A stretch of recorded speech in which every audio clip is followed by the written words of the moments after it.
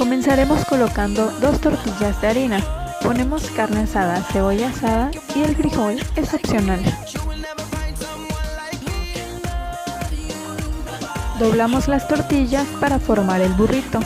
Si es necesario, puedes usar una tortilla más. Colocamos queso encima y horneamos por 10 minutos. Acompañamos con crema, salsa y guacamole.